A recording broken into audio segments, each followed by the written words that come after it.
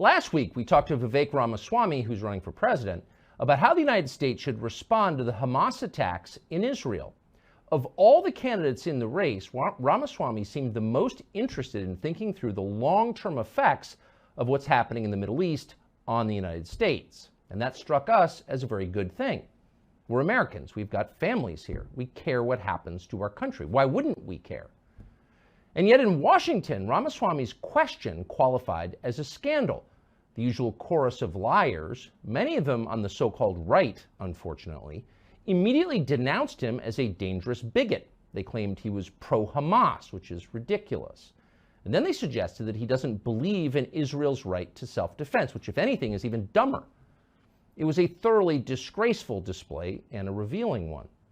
But none of it answered the question that he had raised. What is the best path forward here for the United States, as well as for Israel and the rest of the world? It's worth thinking about that. The stakes are higher than many Americans understand. It's easy to imagine several other nations getting pulled into the conflict between Israel and Hamas. Those countries would include Russia, Iran, Turkey, China, Saudi Arabia, the Gulf states, and possibly many more. Some of those countries might take our side, aligned with Israel, but most of them would not, and that would be a problem. The U.S. military is weaker than it's been in at least 50 years since the end of Vietnam.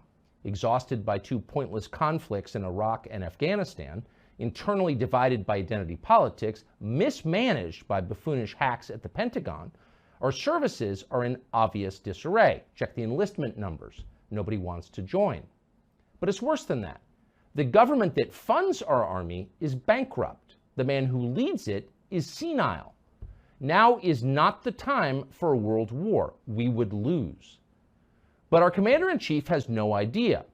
Watch this tape from Sunday as he smirks while bragging that America is so rich there is no limit to our power. In the history of the world, you can imagine the Roman Senate issuing a statement just like that on the morning the Visigoths sacked their city. Pride goes before destruction. That has always been true. It always will be true. How do we keep our country from being destroyed? Vivek Ramaswamy has been thinking about that all week. He joins us on set now. Vivek, thanks so much for joining us. So what do you think the potential for disaster looks like here? And I should preface by saying nobody disputes Israel's interest in pursuing a conflict with Hamas, punishing those responsible, yes, defending itself, of course. Absolutely. But from an American perspective, how could this go wrong? So I think that one of the things we ought to do is remember the mistakes we have made in our own recent past, in the last 20 to 25 years. After 9/11, how did we end up in $6 trillion plus of wars in Iraq and Afghanistan? Thousands of American lives that we won't get back. Part of how we ended up there was in the era after 9/11. You remember it. The tolerance for debate was very limited. Shut up, sit down, do as you're told, go along with the plan. I am worried, Tucker, that's the beginning of the environment I'm seeing right now as it relates to the current conflicts. We seem deep into that right now. We do seem deep into that. And it's in the modern West as we know it. I mean, even Bibi's former national security advisor was quoted in an article earlier today when he was asked the question of, well, what happens after Hamas? His exact words were, I don't give a damn. I used to think first, act later. I don't think that way in light of last weekend. And I understand, as I did in this country, the pain of what people have gone through. You respond with emotion.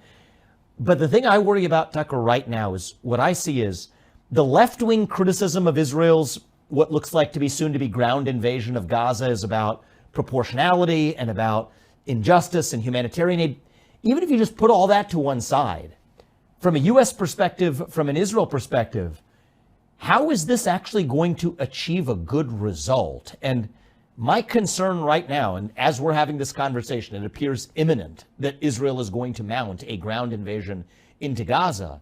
I'm concerned that a ground invasion into Gaza without clearly defined objectives is going to be the start of another no-win war that is not good for Israel and not good for the United States.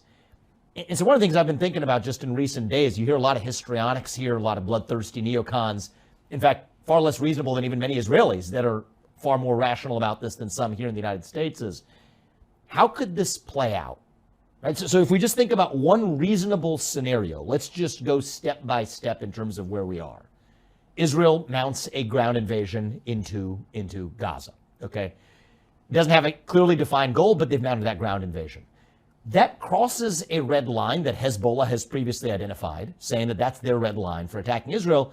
And this might be exactly when Israel is mired in a ground conflict in Gaza, which I worry could be a trap. Networks, kilometers upon kilometers of tunnels, a lot of traps that they could walk into. That could be a moment that's perfectly appropriate, unfortunately, for Hezbollah to decide to go after Israel. Israel's then in a two-front war, both in the north and the south in Gaza. Now you're talking about real risk of, there's no way that you're really going to avoid some level of U.S. involvement there. Now look at what the Iranian-backed militias in other places like Iraq, like, the Badr group in Iraq. You talk about the Houthis in Yemen. What have they said? This is also going to be their red line for involvement. So now you have broader regional conflict. At a time when you have civilian casualties in Gaza, that turns the rest of the world's back on Israel. By the way, even in the case of success, ending up with what fills the vacuum, Hamas 2.0, with a bunch of radicalized Palestinians. So I don't think I think that's unfortunately, a reasonable way for how this could play out. Can I just ask you to pause a sincere question? What is the plan? I mean, this is something the United States has preemptively endorsed and is paying for, so I think it's fair to ask that question. What is the plan? Well, I think that's the elephant in the room that's missing, is that we don't have from Israel a clear sense of what the objectives are. Now, in the United States, we should be reasonably helping our partner who is struck in the case of really a devastating and inhumane hit to their country. It was barbaric. I think our job is to tell them these are the mistakes we made in the wake of 9/11 when that happened to us here. This is a time to have a clearly defined objective. Instead, we get histrionics from the likes of Lindsey Graham or Nikki Haley or Mike Pence offering histrionics at a time when you actually could use rational strategy. It's amazing to get a moral lecture from people who've so diminished our country and who are responsible for the deaths of so many Americans, lecturing you from some high horse. It's interesting. They cite their foreign policy experience, which I don't have, but they wear it as a badge of honor. I think that their foreign policy experience unfortunately shows in terms of the results that they have delivered for this country. My view is, look, a lot of neocons here are far more bloodthirsty than even some more realistic minds in Israel. What's a better alternative to the plan as it currently exists, which is a non-plan, an invasion of Gaza without a clear objective? And I think there's a real cascade of events following Hezbollah, following likely then U.S. involvement, following Iranian militias in Iraq in Yemen. And U.S. involvement would almost, I mean, especially if it's involvement in Lebanon or against Hezbollah, you could see how that could become a much larger conflict very, very fast. Absolutely. And even think about Israel's ability to fight Hezbollah. The last time they were in a war with Hezbollah was 2006. It didn't go very well. I was there. You were? Yes, in Beirut, yeah. Oh, I didn't. Okay. Well, you would know even better than I how well that one front war didn't go. Now imagine if they're mired in conflict to the south in Gaza at the same time. And by the way, some of those groups in Iraq, Iranian-backed militias, they have said that they would strike back, and U.S. involvement here, strike U.S. assets in the area in the case of U.S. involvement. Well, think about where we have our biggest embassy. Biggest embassies in Baghdad, where, by the way, as of when we're having this conversation, it's a little bit chaotic out of Baghdad. I don't think it's crazy for the U.S. embassy in Baghdad even to be evacuated. So against those circumstances, I am worried that this is going to lead to a war that is not good for Israel with poorly defined objectives and isn't good for the United States. Now, there are other questions we could be asking, which are what might be a more productive path. Right. So there's got to be a response. Hamas did this. The people who did it obviously need to be punished. Yes. Killed. Yes. So what do you think a wiser course for the United States and for Israel would be at this point? So I'm running for U.S. president. My job is to look at this through the prism of U.S. interests. But if we're talking to Israel, one of the things we need is, what is your actual objective? Here's one sensible version that the U.S. could fully support. Israel's going to define its objective, and it's up to the U.S. to say, here's what we can support and here's what we can't. But here's one version of it that if I were U.S. president, I would support all the way through, and I happen to think it's among the best answers for Israel itself. Think about a world in which Israel has a clearly defined objective, say the top 100 in Hamas. Okay, we want their heads on stakes, line that southern border of Israel and Gaza. With those heads, as you build a new border defense, there's your deterrence. Top 100 people, whatever it is, a clearly defined objective, achieve the actual retribution and justice that needs to be exacted in this situation. So kill the people who did it. Kill the people who did it. Absolutely. And is that the top 100? But who are the people in Hamas? That's an achievable objective. Go in and get that done. And I think the U.S. should help from an intelligence perspective with this. I think the U.S. can be helpful with what we might call the diplomatic Iron Dome. Let Israel do this to fully defend itself without the UN or anybody else in the rest of the world getting in the way. Get U.S. allies, intelligence sharing, the kinds of things that don't get the U.S. involved militarily. Israel's capable of doing this. The Mossad is capable of doing this. And think about Munich Olympics 2.0, the version of this. This is an achievable goal. It is proper, it is just, it is morally justified. And anybody from the left in this country or Europe or anywhere who rejects that, no, this is Israel defending itself as it has the right to do. And punishing the people who actually did it. Right. That's exactly right. That seems like a pretty obvious solution. I think and it it seems within the capabilities of the state of Israel, and it seems like we could help with that. And it's an achievable win, right? And I would sort of even think about now one step further. Against the backdrop of achieving that, I don't think it's crazy, Tucker, for Israel to think about some unconventional approaches here. I mean, I think Israel would... Wait, can I ask you to pause real quick? Has anyone suggested that? That seems like such an obvious solution. Not that I've heard, Tucker. Why? I think that there's a culture of fear right now in the United States. I'm not speaking for Israel, I'm speaking for the culture here in the U.S., where, yes, all of us, I'm sure you and I included, share an emotionally visceral reaction to what happened with Israel being that wrong.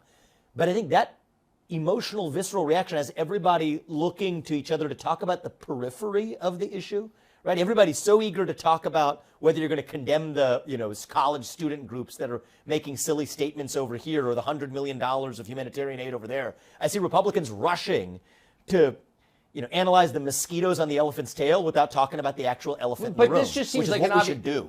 If we believe someone committed murder, we find that person and we punish him. That's right.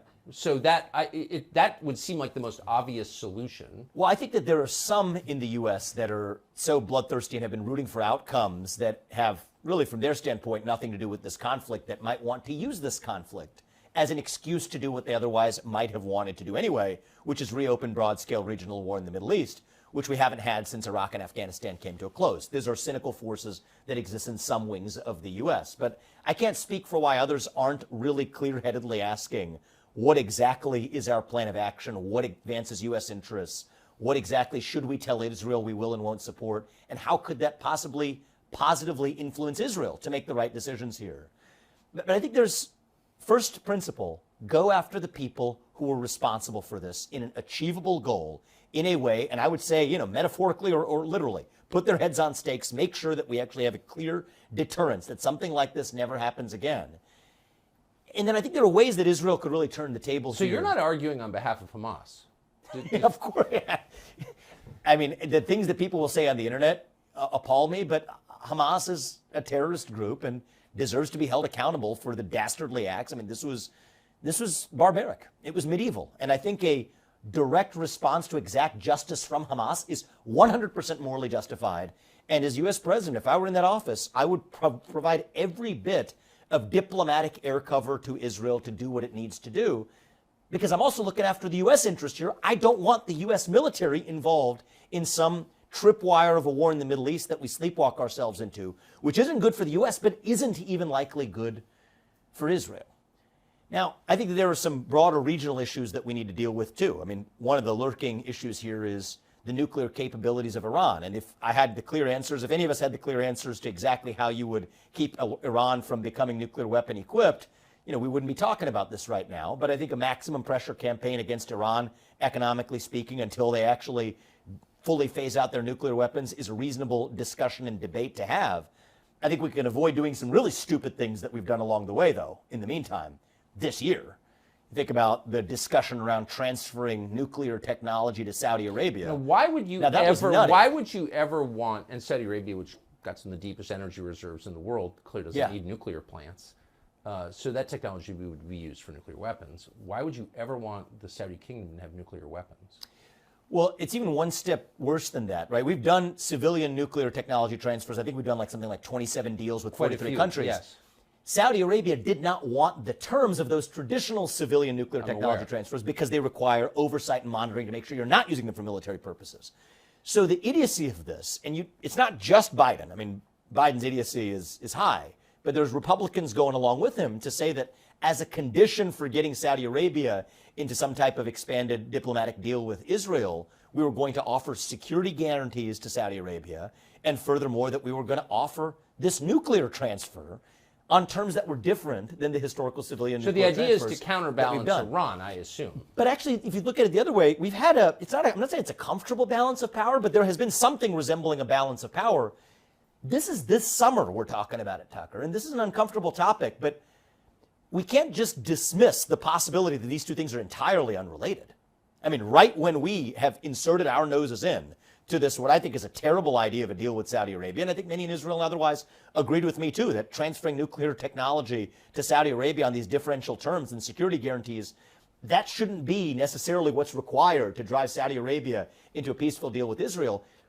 In some ways, we're the ones that just stuck our noses and tipped the scales in that balance of power if that Saudi Arabian deal were going to proceed. And then what do you get 2 months later? This disastrous attack. So I think that there are complicated factors at work here that we can take our own goals that we have scored in this process off the table. And then all of those savings from a war that we would have avoided, you know what Israel and U.S. can use it for? Protecting our own respective borders. I mean, that was a border crisis of historic proportion. But that was a national defense failure. I agree completely. And if it can happen in Israel, it can happen here too, by the way. And it is. And it is on the regular. Yes. So, but just to back up for one click, the idea that we would in any way abet a nuclear program in any country, particularly in Saudi Arabia, is so destabilizing and crazy. It suggests that people have lost their awe of their fear of nuclear weapons. I'm watching people on television, on the internet, sort of blithely talk about the possibility of the use of nuclear weapons in this conflict. I watched it 5 times yesterday. Can we agree that anyone who sort of throws out, well, maybe they'll use nukes, is insane? Like, you'd have to be a mental patient to say something like that. Who are these people? I mean, either that or so profoundly ill-informed about what the consequences would be for the United States. And so I really can't speak for the mental state of some of these people, Tucker, who are viewing the expansion and nuclear proliferation to Saudi Arabia, or the consequences people of are saying, oh, this could go nuclear. If pushed, we'll go nuclear. They'll go nuclear. Go nuclear. Yeah. Think about the consequences. Millions died. Of what that would be. I mean, and the consequences of it are impossible to foresee, but we can guess. Yeah. So this is what frustrates me about where we are in this. And, you know, the views I'm adopting here, I think from a political perspective, a lot of people have advised me, you know, this isn't really where you want to go. I think somebody has to step up and actually ask the questions that other people are too afraid to ask. What are the consequences of the biggest thing that's about to happen? If Israel mounts that ground war in Gaza, appears to be the next step in this conflict, and there's no clearly identified objective, what are the consequences for Israel? We ask that as a friend. What are the consequences for the United States? We should ask as Americans. And I think there's a better way. There may be multiple better ways to do this, but we're not going to get there unless we have actual unfettered debate on the merits. And I think there's something, particularly in the Republican Party, actually, around the culture of this issue that has really stifled that debate.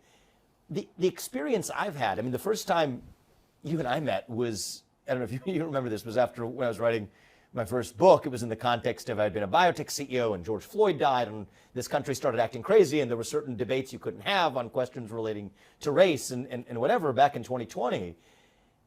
I remember what that felt like. It was a speech suppressive environment where there were certain debates you weren't allowed to have. And many on the left would call me racist as a way of silencing open debate and believing in colorblind meritocracy. It feels really similar. It feels really similar in a different way right now, where isolationist has become the new racist, a new label to use as a substitute. Bigot, saying that you hate Israel. Exactly, or whatever. You could fill in the blank for whatever the silencing label would be. You know, I mean, pro-Hamas, ridiculous. Anti-Israel, ridiculous. But to use that to silence debate on the merits, and whether that comes from the left, the right, it doesn't much matter. That's, I think, the ultimate form of anti-Americanism. Yeah, I mean, I have to say, if you're attacked for asking what's good for the United States and asking that as an American who's trying to lead the country, if that's considered out of bounds, if you're being denounced by Republicans for saying that, Roundly. then the whole America First thing was just a lie. Yeah, I think it wasn't a lie when it comes to the people of this country. I think No, I a mean, lot the of the people leadership in the class. leadership, though, would like to believe it was a lie, like to believe that it was a passing phase, an attachment to one man, where this is a broader vision that goes beyond Well, it's just common any sense. individual. If you live here and you've got children, Put this country first. well, that's your job. Yeah, it's a I moral mean, obligation. It's a little weird that people are picking sides, and the Capitol got invaded by these lunatics, pro-Hamas lunatics, and then people are taking the pro-Israel side. But I haven't heard anybody say, well, I have views on all this, and I like Israel better than Hamas, but ultimately I'm for America. Mm-hmm. Why? That seems like the natural position for Americans to take. I think it's the more trustworthy position for Americans to take, not only with people at home, that's the moral obligation of an American leader. It's also more credible. I mean, if you're one of America's friends abroad and you say that I irrespectively and unconditionally stand with you regardless of my national interest, even if I'm sitting as somebody in Israel listening to an American say that, that's not credible. That's obviously fake. We said that to Ukraine. Yeah, I mean, we said that. Don't believe us when we say that. Yeah, it doesn't make any sense. And our adversaries I think we can draw clearer red lines when we're just honest about the fact that U.S. leaders should act in the U.S. national interest. And the fact that that's become controversial, I think, shows how far our mistaken foreign policy establishment has come. But there's a better way to do this. Vivek, thanks so much. Yeah.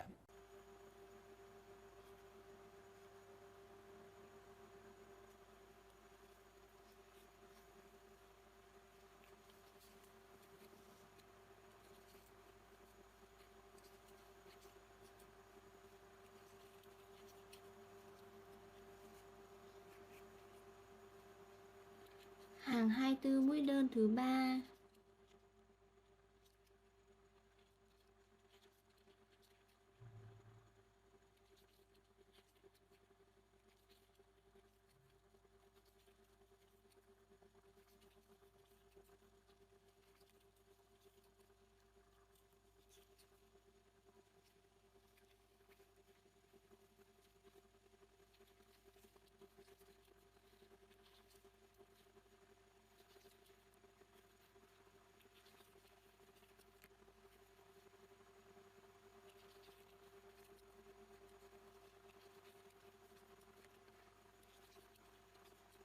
Tiếp tục móc mũi đơn cho đến hết hàng.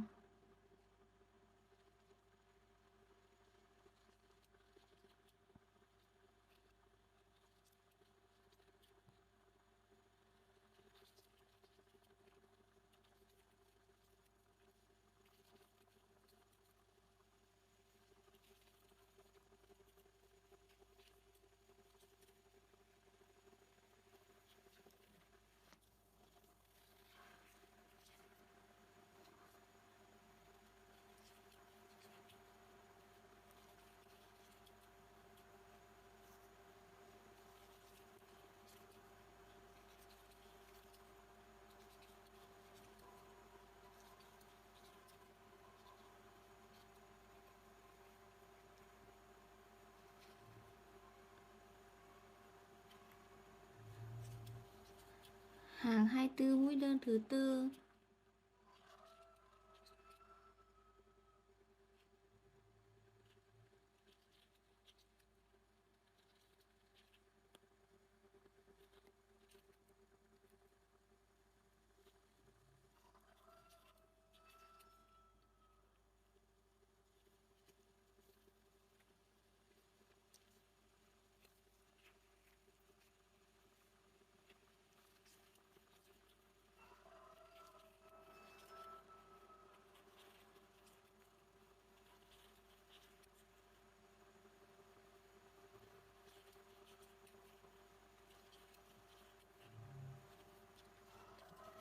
Tiếp tục móc mũi đơn cho đến hết hàng.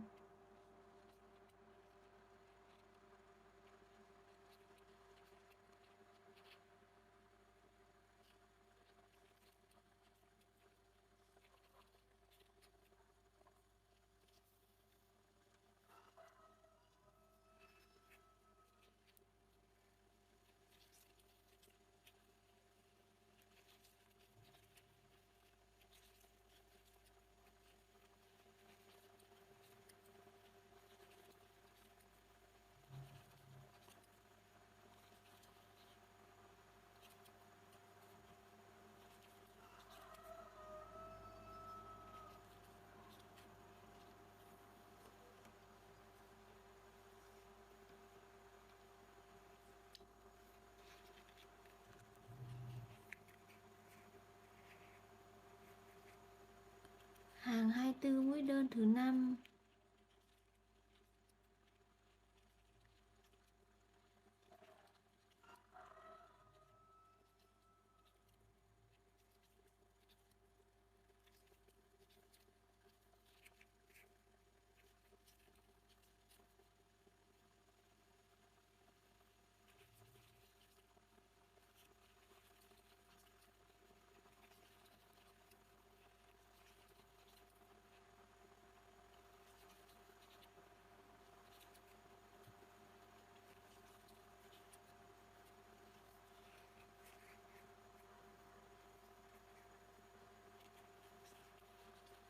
Tiếp tục móc mũi đơn cho đến hết hàng.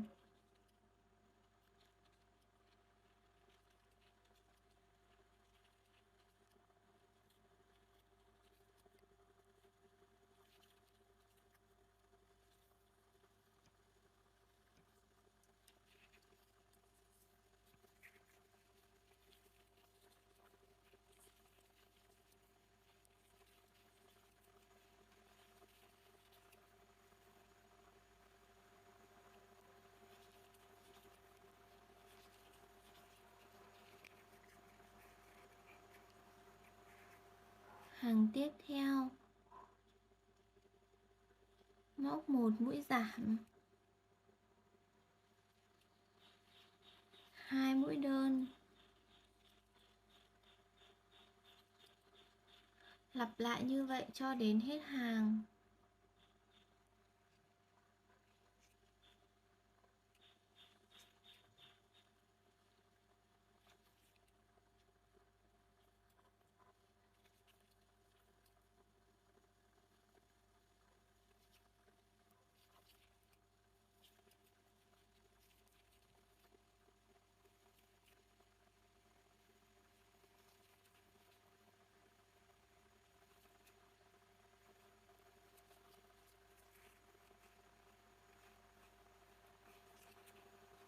Một mũi giảm, 2 mũi đơn,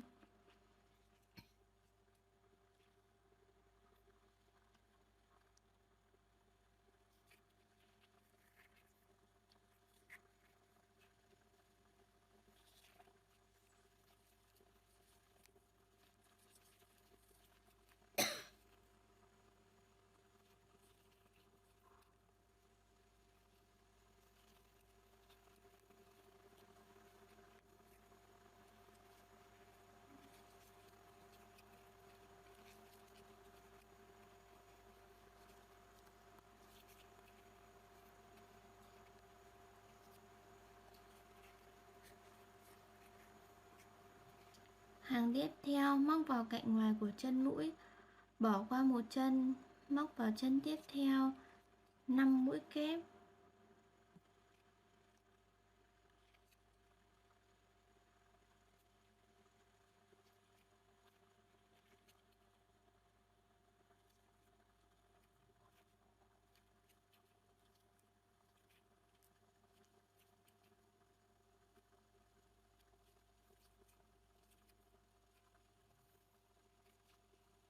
Bỏ qua một chân, móc vào chân một mũi đơn,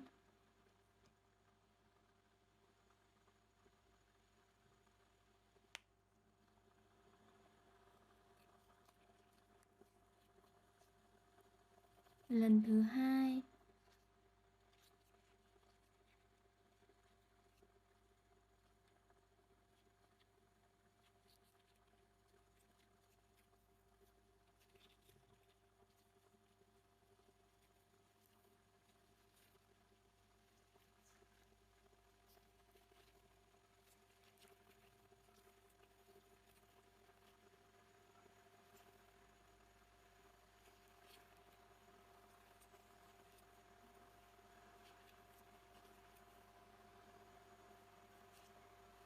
bỏ qua một chân, móc một mũi đơn,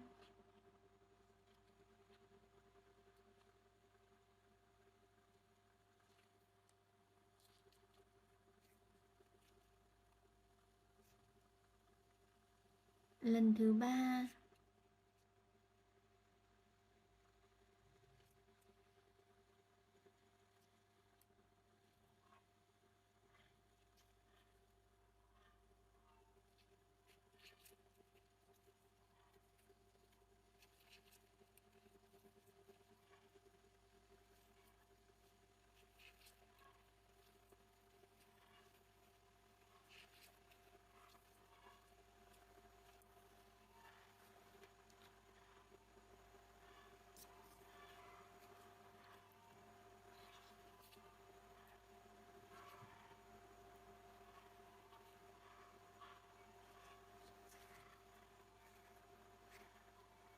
lần thứ tư